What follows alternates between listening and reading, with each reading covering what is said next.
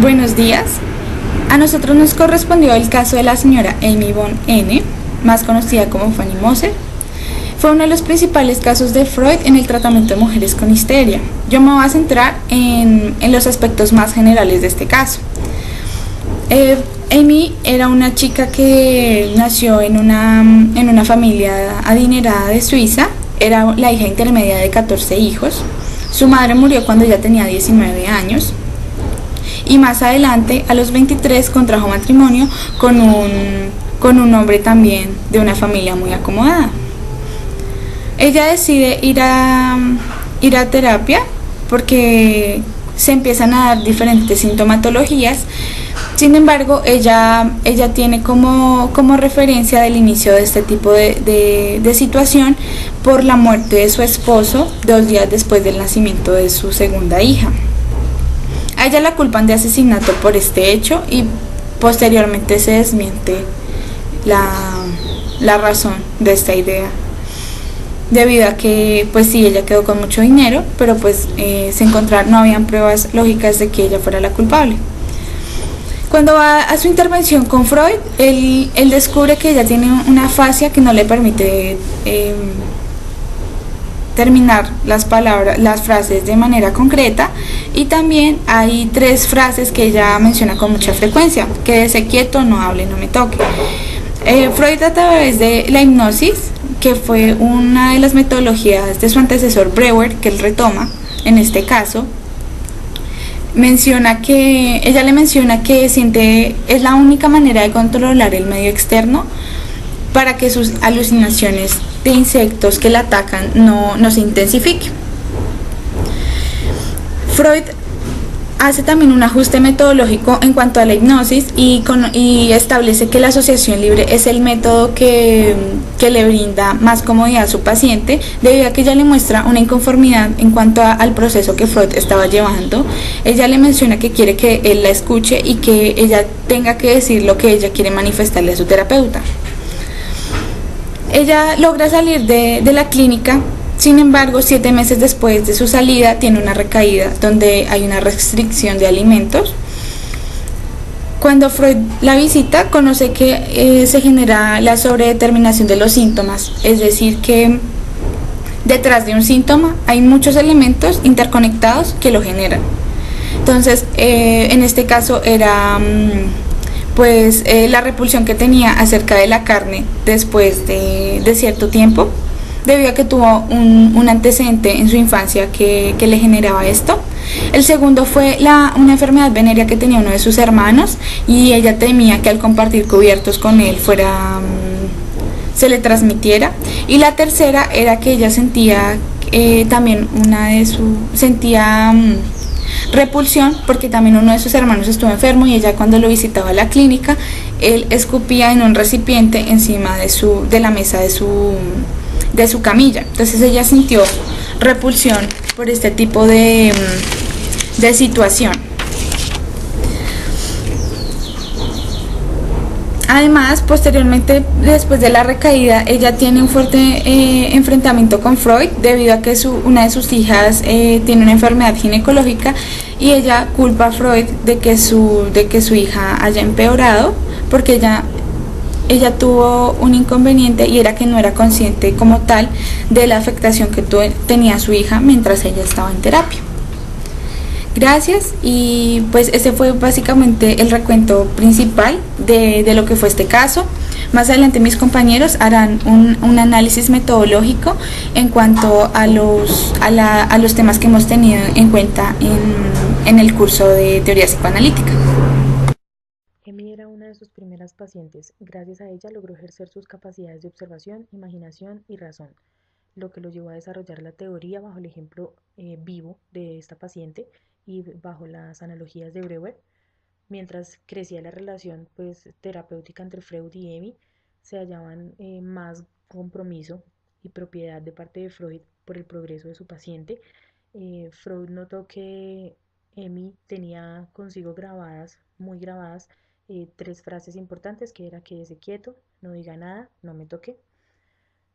Freud le pidió a ella que le contara por qué esas frases, y ella le indicaba situaciones varias de su vida. que aunque pues de momento cada una era un episodio diferente de su vida, ella lograba contarlos todos en una sola oración, haciéndolos parte de un mismo momento. Con esto se podía evidenciar la asociación que tenía la paciente, pero también se relaciona con la sospecha de Freud sobre los comentarios de que los hechos mentales de Amy podían ser formas de autoengaño, mm, para ocultar otros momentos más profundos y amenazantes que tuviera de pronto en sus recuerdos. Así que muchas veces se desplaza este impulso ansioso a otro pensamiento, pero este se asocia de una manera significativa. Los hechos, mm, él decide inclinarse por los hechos buscando algo más profundo. Por otro lado, también podía notar que Amy tenía un progreso ante los mensajes que él, perdón, ante los masajes que él le hacía practicar de parte de sus ayudantes como método de relajación para intentar extinguir la conducta agresiva y la postura tensa que ella mostraba siempre. En sus informes mostraba que por medio de la hipnosis lograba programar en Amy a una persona mm, de buenos comportamientos que podía retener o inhibir sentimientos de agresión, de miedo, de tensión, de agresividad como tal. Además de ser un avance para él y para la paciente, mostraba un signo de gran progreso y pues por tanto muy buenos resultados en su comportamiento en cuanto a relacionarse con más personas. Descubrió que cada síntoma no tenía solo una causa, sino varios determinantes que van ligados a los pensamientos asociativos de la paciente. Bueno, dando continuidad al caso de Amy, vemos que esta era una paciente que Freud ya había tratado y que posteriormente, después de unos meses de mejoría, vuelve a recaer dado a una circunstancia enfermiza de una de sus hijas. Entonces, esta situación vuelve a desencadenar una serie de síntomas de la cual ya había sido curada por el mismo Freud. Entonces, cuando él la vuelve a tratar, vuelve a ver como en ella esos síntomas que ya había tratado, como el tartamudeo, el chasquido, la angustia, que era muy característica de ella, y además encuentra como unos síntomas también que es como la frecuente o una permanente confusión, también una tristeza y un llanto incontenible que se hacían presentes hacia las 5 de la tarde, que era la hora en la que ella iba a visitar su hija enfermiza en el sanatorio, insomnio, y bueno, son una serie de síntomas que él empieza a trabajar nuevamente a través del método terapéutico de la hipnosis de Breuer, que pues él consideraba que era necesario, que le permitía además buscar los recuerdos inconscientes de la paciente y las experiencias emocionales ocultas que estos le suscitaban. Entonces, digamos, ya había tenido de alguna manera éxito en el caso de Amy, entonces vuelve a hacer uso de este método terapéutico. Además, él intentaba a través de este método eliminar esos temores, lo que eran síntomas. Entonces, hoy conocemos que el psicoanálisis ya no trabaja en ese sentido, puesto que esos síntomas serían solamente como la parte, la superficie del iceberg, pero conocemos que debajo hay un contenido inconsciente y que es allí donde hoy en día el psicoanálisis trabaja, porque es la raíz de los problemas, no se trabaja sobre el síntoma, sino sobre la raíz se intenta llegar. Pues trabajar sobre los síntomas generaría solamente una mejoría parcial. Entonces, es una de las diferencias que se ven con respecto al trabajo analítico de hoy. Digamos que vemos cómo eran evidentes en ella el tartamudeo y el chasquido y a lo que después él refirió que eran actos fallidos. Entonces vemos que de una manera notoria se hacía presente el tartamudeo y el chasquido y toman ese nombre posteriormente. Y es que estos dos síntomas se encuentran estrechamente emparentados por su historia. En el caso de Amy, una vez se presenta cualquiera de los dos, se vuelven unos síntomas permanentes, se presentan permanentemente. Y luego en un evento de terror se presentan los dos como uniéndose y según el mecanismo de la histeria monosintomática. Entonces lo que pasa es que estos síntomas se entrelazan con tantos traumas que se interrumpen en el habla. Entonces vemos como si fuera como un tic, hoy vemos un tic físico, es como un tic psíquico, de que la persona está hablando y de manera involuntaria se presenta esto. Y en el caso de Emi era casi que ella no era consciente de que estuviera teniendo eso, sino que antes había interrumpido su discurso y luego de este tic volvía a presentar, volvía a seguir su discurso normalmente. Entonces vemos que podría, pues que ya posteriormente en su teoría toma el nombre de actos fallidos. Freud empieza a indagar y a tomar como relevancia hechos que se presentaron desde su infancia. Entonces, él indagaba sobre la causa, que ella le atribuía la causa de ese síntoma, y ella refería hechos que habían pasado en su infancia, cuando sus hermanos la asustaban, cuando pasó el evento con la comida con su mamá, que posteriormente vemos que generó como un cierto comportamiento, repulsión hacia la comida, asco. Y otro aspecto importante que se hizo evidente y era preciso atender era el de los sueños, porque Emi refería a que había soñado el día anterior cierta cosa que digamos, se entrelazaban con lo que ellos estaban llevando a cabo durante la terapia. Freud asumió que este era un caso de histeria agrupado en dos. Por un lado estaba la depresión, la angustia y la melancolía, y por el otro se encontraba como todas estas abulias y las fobias que ella presentaba que tenían origen en esos eventos traumáticos. Que uno de esos miedos, se identificó unos de esos miedos eran repentinos, que se desenlazan a través de la historia de vida, mientras otros eran como miedos primarios, pero sin embargo pues se arraigaban a través de hechos, eventos que habían generado terror hacia ella, en ella. Vemos también que de alguna manera hoy en día, pero más marcado en esa época, se asume como una cierta postura y se adopta una cierta postura frente a la sociedad, frente a lo que yo soy. Entonces, si soy esposa, debo asumir cierto rol, si soy viuda, debo asumir cierto rol. Entonces, vemos que ella en una de las terapias trajo a colación un evento que le generaba vergüenza y pena, y era el hecho de que ella había entrado al cuarto de un hotel y en este había un hombre desnudo y que ella estaba teniendo relaciones sexuales con una señora que le estaba impidiendo el ingreso al cuarto.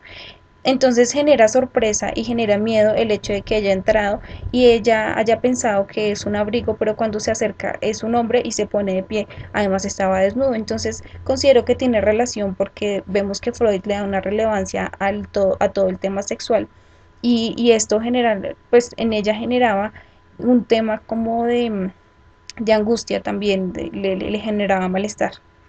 Entonces fue una de las cosas que también salieron dentro de las terapias. Él identificó dos aspectos del estado psíquico. Por un lado estaban los afectos penosos de las vivencias traumáticas, como esta que acabo de mencionar, también la desazón que surgió a través de la muerte de su esposo de una manera repentina, también la inquina o la apatía que se había ajustado a su personalidad y que era característica en el trato con con las demás personas, incluso con Freud, ese trato de desconfianza, de apatía, a veces hostil.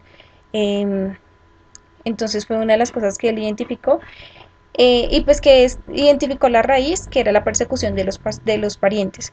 También el asco dado a las comidas forzadas y la angustia por los eventos traumáticos.